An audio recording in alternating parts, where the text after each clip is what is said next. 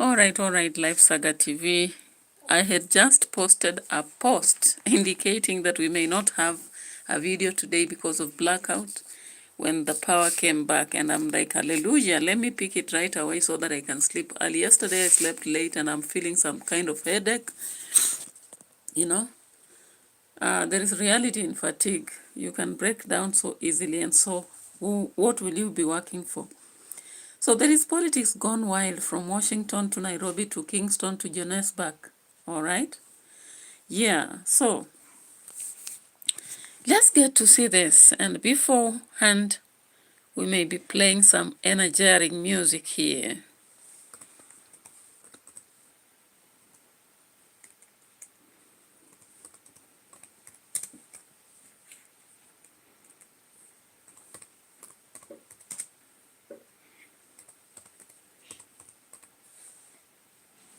All right, so let's play some music here before we go on, guys.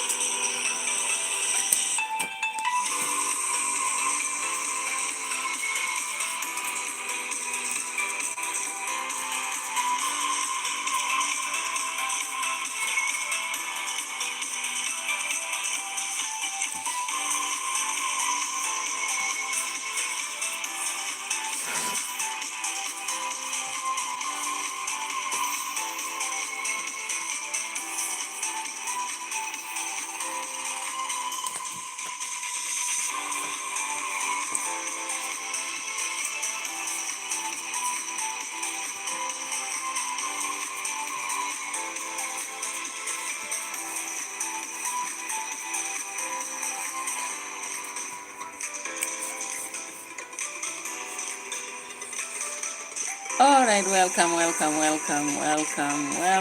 to our platform. Welcome as we begin our show today.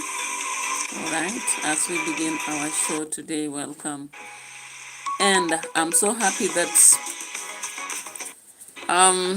we have been able to do the show because there was some blackout just some minutes ago, and I had just posted something to do with this. So hello, welcome, and thank you so much for showing up on the channel. So let's start our discussion, or rather analysis of the politics of the day. So of course in Kenya, a lot of things are happening. Hey, politics gone wild. If we begin with Kenya, for example, the president was in State House today and he was ranting. Kalai, hello. Welcome on the platform and join us. Is here. Join us and let's get to it, okay? So I really appreciate the fans from Kenya, fans from America. I have fans from Brazil, India, and South Africa. We have Turkey and all over the place. Thank you so much for liking the video and always coming back. All right, thank you so much. Yeah. Oh, hi. So welcome and feel at home. All right. So our president has gone on a ranting show and he began to remind everybody that he is the most learned fella around the globe. Among all the present, he reminds Kenyans, I am the most learned, so what should I learn from anybody? And I'm like, really? A leader, or rather a good teacher, must take joy in learning, unless otherwise, okay? So this is what our president said today in State House. Naibu wa rais miaka 10. Kuna experience nyingine mimi nangojea. Mimi nimesoma. Na nimesoma vizuri. I am probably the most learned president has ever elected. Kenya has ever elected. Sindio? So mimi nangojea nani? I have no excuse. I mean, what good is it?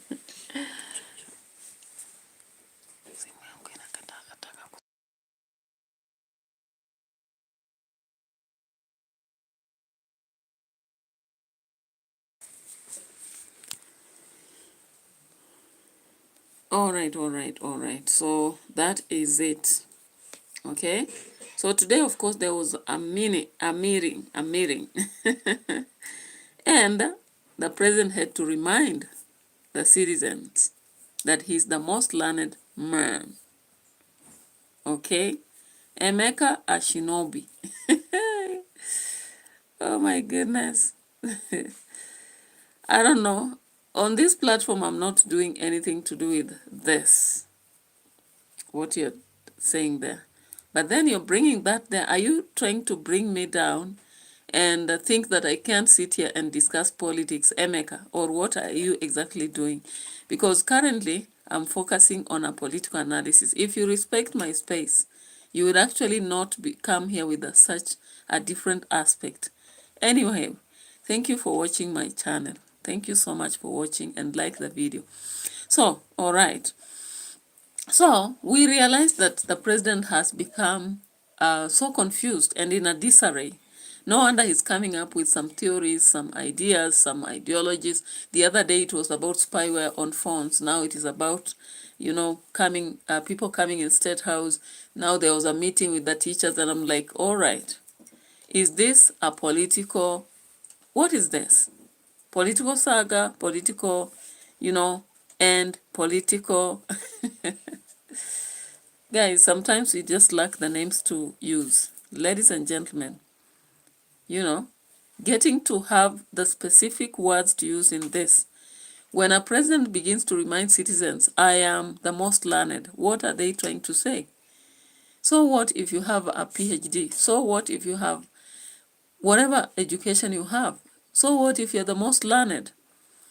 In my current thought, even whether the current president is the most learned or not, if I look at the performance, it's way below. Way below. All right? Because as long as they'll tell us, like I saw this NAT official trying to really massage the ego of the president and tell him that he has done very well in employment. And I was like, are you joking or what? He may have employed a lot of teachers, but remember there was an additional of other classes at the junior secondary. So automatically they needed teachers. Why not?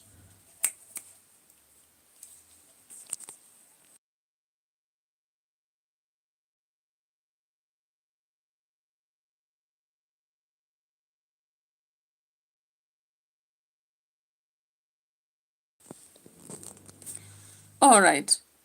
So looking at that, then I began to say, anytime somebody begins to remind you, I am so and so, I am honorable, doctor, professor, president, that is a communication that they are finding suppression.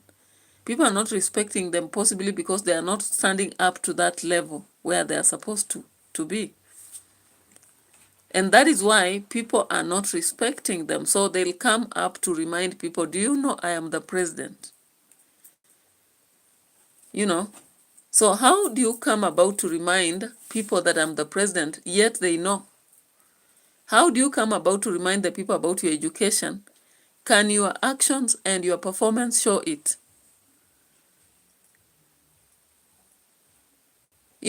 Sometimes it's very funny. When people are electing the president, he never reminded them about his education. But now currently, he's there reminding them. Anyway, let's go on with our interesting discussion. So welcome to Live Saga TV. Okay, there is Tylon Cool. Tylon Cool, welcome. Like the video for me. So, when you look at matters that are outstanding, that is just funny. So welcome to Live Saga TV, where politics isn't just speeches and manifestos. It is the greatest stop and soap opera you've never subscribed to. Yeah? But you can't stop watching. Tonight, we bring to you the juiciest political dramas across America, Kenya, Jamaica, and South Africa. Buckle up, folks. This is about the weather. That is than the WhatsApp group, that chats before elections. Okay. Tylon Cool is like, when I grow up, I want to be a president. All right. All right. But just make sure you don't remind people, I am the president. I am the most learned. I am the best of them all. Just do your work. So in the US segment 1, all right, we're looking at America, and there is a land of shutdowns and shootouts, okay? If you are aware, you know.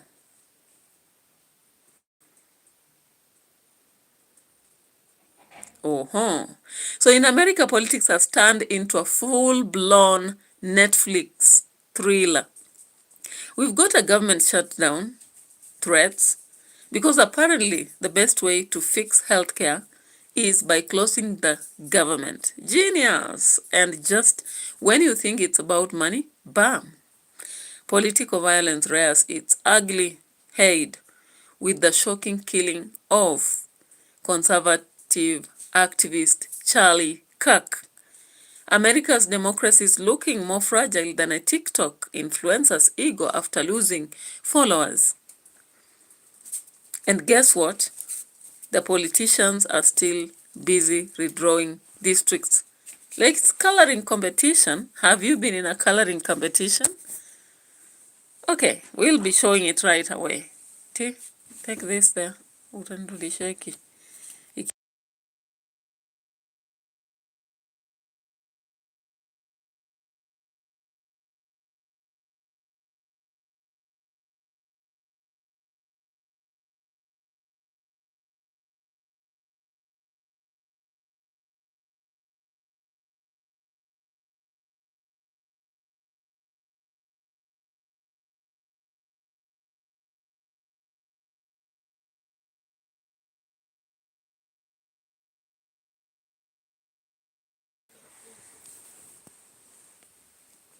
You see this? Exactly this. And got some cartoons over here. This is exactly what is happening in America, American scene, okay? Yep, guys. So, holding crayons and drawing, that is what is happening.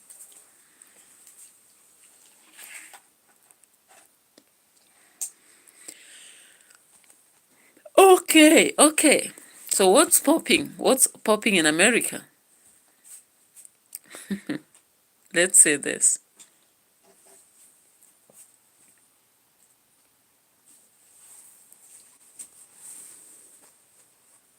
You've ever seen this?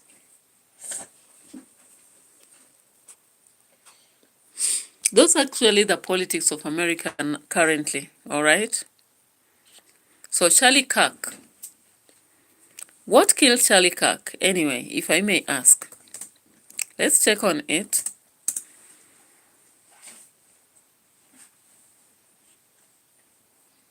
He was an American conservative political activist, author, and media personality. Now done. Let's check on this. Do your team brainstorms seem like they go nowhere sometimes? Monica, where in this are we?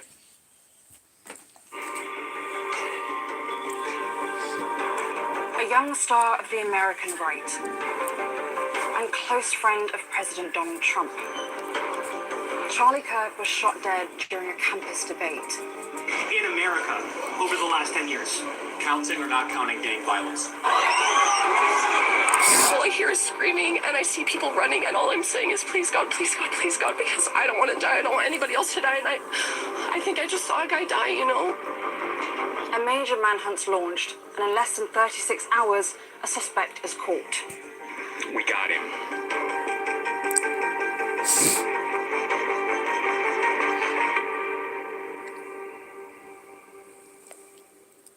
Charlie Kirk was one of America's loudest political voices, with a huge following amongst young voters. Aged 31, he was an ally of President Trump. Right-wing journalist Matt Forney said, Charlie Kirk being assassinated is the American Reichstag fire. It's time for a complete crackdown on the left. Every Democratic politician must be arrested and the party banned. This clip of Kirk defending gun rights has been used by left-wingers online to ridicule his murder. I think it's worth it. I think it's worth to have a cost of, unfortunately, some gun deaths every single year, so that we can have the Second Amendment to protect our other God-given rights. That is a prudent deal. A prominent Democrat directly blamed politicians who'd voted against gun control. People can finger point. All right. So we can't go deep into that information, but you can check and find so many details about this and understand the current politics of USA. Now let's turn to Kenya, and of course I've already talked about it, with a land of political musical chairs. Musical chairs in the house, guys. Now to Kenya, where politicians have mastered, okay? They have mastered the art of drama better than any Nollywood star. Today they are allies, tomorrow they are enemies, and by Friday they are back taking tea together. Deals are signed faster than border borders weave through Nairobi traffic. ICT mad. Hi, welcome and like the video. So, and just when you think Parliament is discussing policy, you hear shouting marches that sound more like a market day in Gikomba. If Kenya politics had a slogan, it would be expect the unexpected. And don't forget your popcorn, right? So guys, let's see this in the Parliament and then on the streets. What's popping? Give me some time. Let me bring you this hot tea.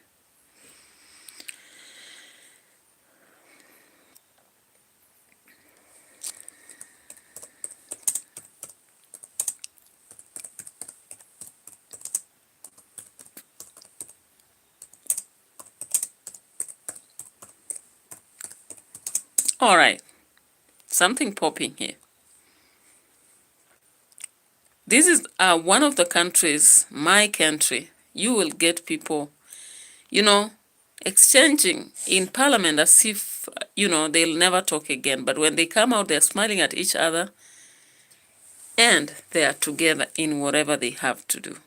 Now, remember 5 months ago, we saw women fighting in the Parliament. Let's see this.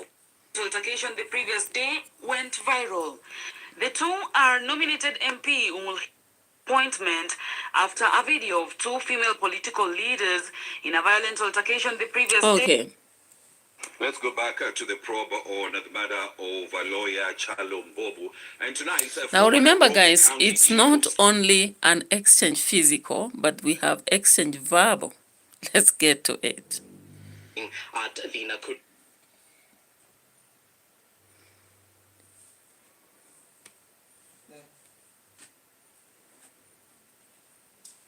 Most people have the misconception that Instagram is easy to do, but the truth is there's a formula to it. And Mr. Speaker, even as I complete, Honorable Kaluma and the speaker before you, who are really boasting how they have done international law and dealt with ISIS. I can also boast that me and Honorable Karoli here, who are students of environmental law at our master's level, and we studied environmental law at a master's level. But do I say, Mr. Speaker, and I'm surprised that Honorable Karoli is not keen, on speaking. But we are students of environmental law. What's your point of order, Honorable Kaluma? Yeah.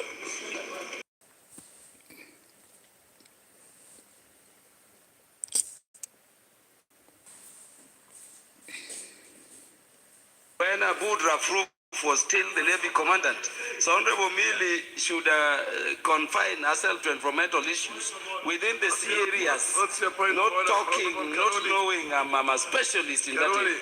What's your point of order?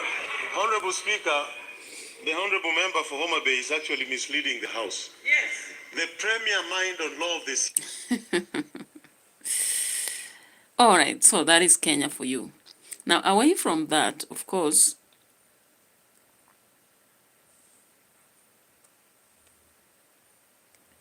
we've had some other fights that have come out in the Kenyan politics.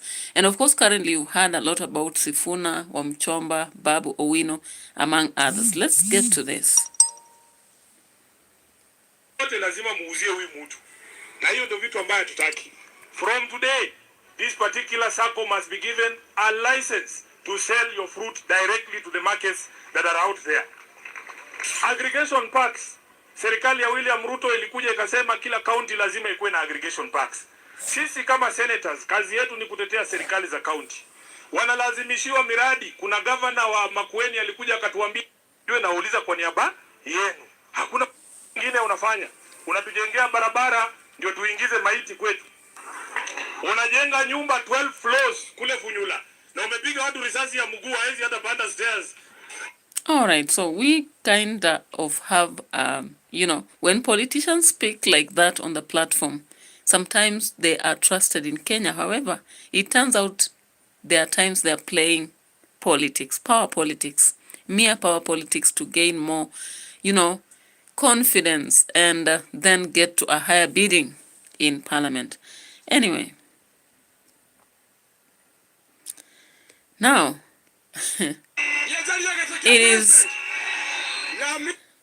it is quite funny also the exchanges that are happening between Gachagua and President Ruto. So of course currently Gachagua had to hit back at Ruto after he said that he had been informed. And of course he was in somewhere in the Central talking about something here. Hiyo kiti ya rais nitatafuta, nitaleta nyumbani. Harambee! Wakati wananipa baraka nikapagenia kiti ya rais. Ado amoshie. Ni mwadadi menagete keu. Ni mwaherodha. Nyumahare. Wakasi nishito. Ikabaine. Kwa baruya. Wagazi. Kwa marai. Kwa mijikata. Toka na wapikapi wanasema senatali one term. Hata huyu mama kaunti ni msaliti. Mukami ni msaliti. Wangapi wanasema Mukami aende. Harambee. Hiyo mtoto nilimwambia mchague MP. Alikuwa anasema ati sikanyaga karatina.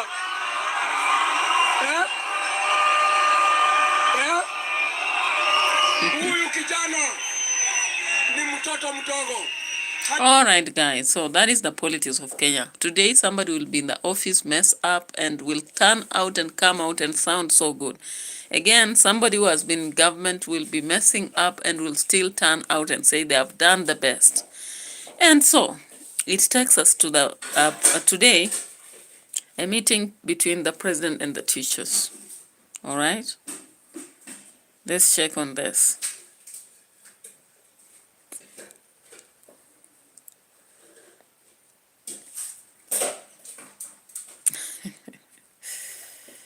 Oh my God.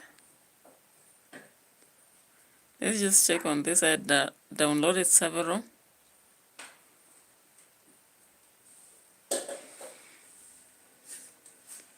Sudan has killed tens of thousands and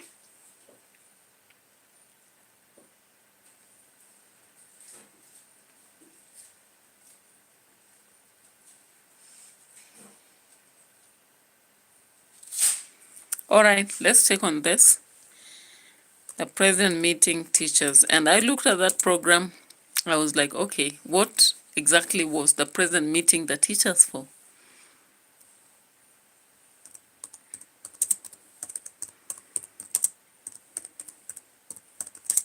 Now, unfortunately, again, when you look at the officials of teachers and all that they do is to represent themselves. As far as they'll go there, talk about affairs of teachers, they are not really into ensuring that the teachers get what they deserve. Now today, of course, I saw the NAT official talking to the president, asking for more teachers, better salaries, the aspect of consideration of timely payment on retirement, the consideration of hiring teachers who have reached 45 across the country. Now, unfortunately, it was not clearly pointed out why he was demanding this. But what the truth is, when you come to the ground, you realize that there are so young teachers who are just coming out of college and receiving direct letters to give them jobs because maybe they have some relationship with some leaders or something like that. So, of course, the leader of NAT came about saying so many teachers have been hired, but still I stand with the fact that given that the system was raised and we had a new aspect of 3 classes, it was necessary, automatically it was necessary for the government to employ as many teachers as possible. And you cannot say that he has done exceeding expectation, when in reality, some schools are having students not studying some subjects because they don't have teachers at all. So as we say that he has done it, he has tried to do, or he has attempted to do, there's still a gap. There's still a gap, especially on resources available for CBC. They are not. I heard that leader of NAT saying that schools are set for CBC, and I was like, are you sure? Because even currently, the training of teachers that has been done is just a 2 weeks. Is it 1 week? 1 week training. Can it really change a mindset and have people doing what is expected? And again, it only targeted the one teacher in a department of maybe 10 teachers. 1 teacher out of 10. And when they came back to school, they never shared any information with anybody. Because there is that challenge that happens, even though teachers normally say that they are there to inform or educate. When it comes to staff room aspects, because of the limited, opportunities, teachers tend to fight each other a lot. That is the reality. So that is the drama indeed that we see from the basis, and people may not talk about it, but that is the reality. So let's just get to have scripts from this aspect and move on to other affairs. I may not play, that was a very long video. I just wanted the medias that maybe took some short script of that. Let's see this.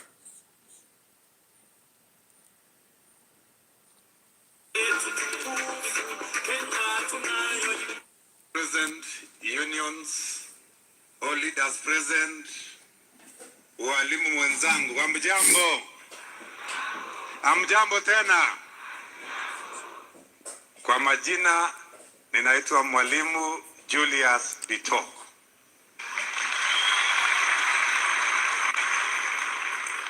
Your Excellency, allow me at the onset to appreciate and thank you most sincerely for hosting this historic meeting of the teachers. It is the first time in the history of this country that Your Excellency, in your busy schedule, you decided to invite teachers to State House to have breakfast with you. Thank you very much, Your Excellency, for this historic event. Allow me, Your Excellency, also to thank you for your vision on education. We have seen what we have done in the last 3 years. The investment in Nairobi City County. Nairobi City County delegates, asanteni sana, from the unions together with the associations. Asanteni sana. All right. So, of course, the unions were there and delegates were the ones representing. And I'm so sure they were presenting their stomachs instead of the teachers' affairs. Because the reality is that when you attend a place as a representative, most times you benefit, particularly because if they were to touch all the teachers in the country, I don't know what that would mean, how much money they'll have to spend. But the reality is that sometimes it is what it is, but maybe the voting will determine it at the end of the day. But the aspect of a full blanket of promises, I don't believe that is really possible. Anyway, let's look We at start this. off from State House here in Nairobi. The collective bargaining agreement signed in July, demanding shorter cycles of 2 years instead of 4 to cushion them against the inflation. They also want additional remuneration for expanded duties under junior secondary, which they say has turned head teachers into managers of comprehensive schools without matching benefits.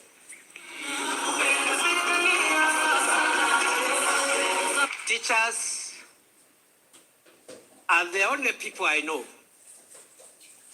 who lose sleep because of the children of other people. And I agree with what has been said here, that if they are patriotic people, selfless people, people who give their all for the sake of others, it is the teachers of Kenya and the teachers of the world. You know very well, your teachers, we had huge gaps in our classrooms. Every administration was hiring 5,000 teachers every year, true or not true? That was the norm. We're hiring 5,000 teachers every year. I decided that we must do it differently. And I want to thank you very much because you understood what I was saying. You allowed us as government to hire huge numbers of teachers, even though we started with interns, because it was necessary for us first to have teachers in classroom, get them out of the streets, balance the money we have. And today, I can confidently say in this teachers meeting that we are slowly closing the gap. Okay, they are slowly closing the gap. Okay, what do I say? What do I say? For those who really know what teaching means in Kenya and what limited remunerations and the chain of, the chain of loans is, there is very little to appreciate in this. Because there is no way every year you'll be praised for sacrificing, yet you don't see actually the benefit out of it. Meanwhile, we should be aware that the US, Saudi Arabia, UAE, and Egypt are fronting the peace roadmap in the Sudan conflict. Sudan is one of the countries that has been in conflict for so long, since 1992, and they have tried to solve their issues without coming to an end. However much they have been trying to, change the situation and have peace, it has been totally impossible. Currently, there are a lot of refugees all over the place from Sudan. Say this.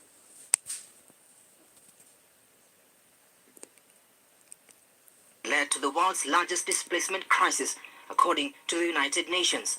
The US, Saudi Arabia, Egypt, and the United Arab Emirates issued a joint statement on Friday calling for a 3-month humanitarian truce in Sudan. The statement by foreign ministers of the 4 countries also proposed an immediate permanent ceasefire following the truce and a 9-month transitional process to establish civilian-led governance, setting forth a roadmap toward ending the conflict. The so-called Quad countries are seen as having the most influence with the Sudanese army and the paramilitary rapid support forces, which began fighting each years of the war, while pro-military groups are rejecting such truce, saying that the Sudanese army is making huge advances in western Sudan after retaking Bara, and right now there is news saying that the Sudanese army is heading aid for people in need in Al-Fashir, so the situation remains very dire. People are still suffering from. All right, let's get back to our script anyway and talk about Jamaica. So the segment of Jamaica, Holiness and Green Machine, bobbing head. All right, we have to get to some system here. We are in Jamaica, so what about this?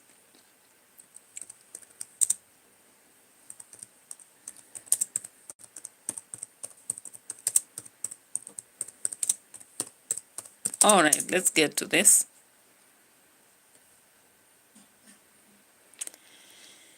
So in Jamaica now,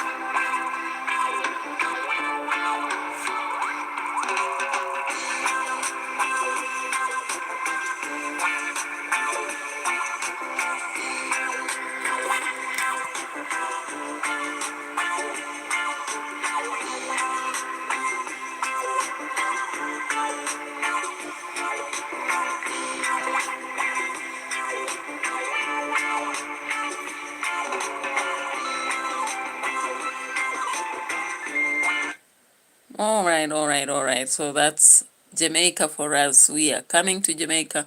So why not play the music of Jamaica? So in Jamaica, wagwan. So Jamaica, oh Jamaica, Andrew Holiness and his Labour Party just pulled off another election victory. And though not the landslide of 2020, the man campaigned like reggae superstar on tour. Tax cuts, higher wages, promises of security. The people vibed with it. But the opposition PNP said, hold up, Holiness. This anchor ain't as loud as the last show. This win was narrower, right? Meaning the next few years will be more tense than the dance hall clash at midnight. So guys, very soon, there is swearing of Holiness, right? Very soon there will be swearing of Holiness. Let's check on this.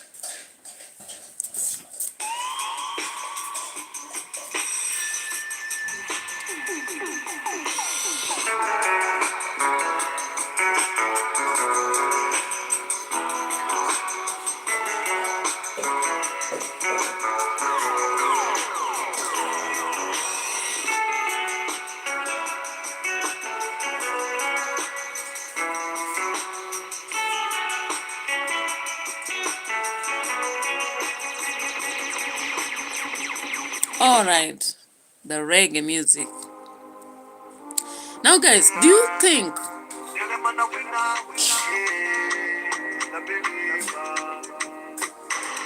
thanks when me a bleed. Set speed, I carry on now. Big man in town, them shoulda know say me a keep it crown. Plant seeds, root seeds. Enough of them are really done when the food comes. all right, that is reggae for you. So of course, Holiness is going to be sworn in, and Jamaica have hit the tables. Now let's get to our last aspect of South Africa. Now South Africa, the endless soap opera goes on. All right? The endless soap opera. Now finally, South Africa, oh boy, if politics here was TV show, it would never be cancelled. Because the plot twist never ends. You've got coalitions falling apart than free Wi-Fi in Johannesburg. And she's still holding on, but opposition parties are circling like sharks. Corruption scandals, still trending. Load shedding, always a special guest star. Honestly, if Shakespeare were alive, he would give up writing tragedies and just binge watch South Africa politics for inspiration. Okay?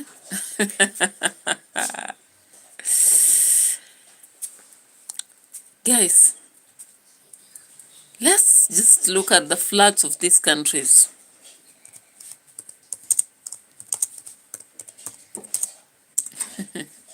Look at that.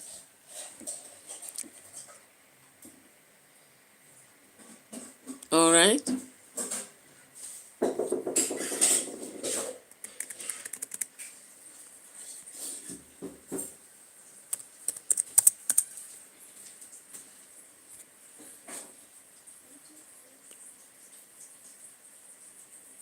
Look at that.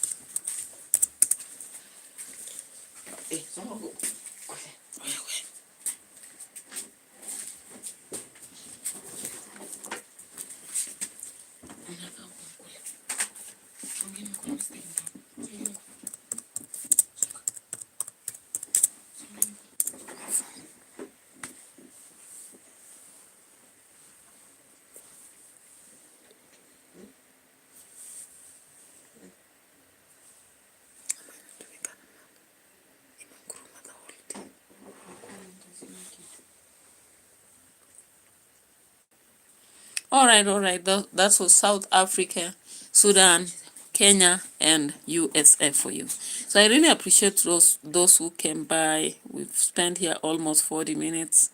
We may not spend more minutes because I gotta go do other things. But Taore in the house, guys. Taore in the house.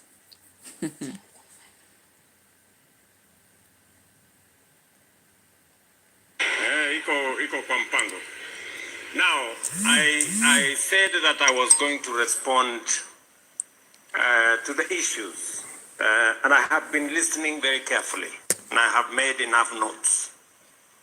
And I began listening ever since we agreed to have this meeting. And I asked my team at the Ministry of Education so that we can have a structured and meaningful outcome of this meeting, that ahead of this meeting, we engage your leaders so that they can tell us. All right. We've come to an end of this. Do you believe that what Ruto has testified will happen? He called once the teachers what were A, E, I, O, U. Anyway, it is what it is. Good night. Bye-bye for now.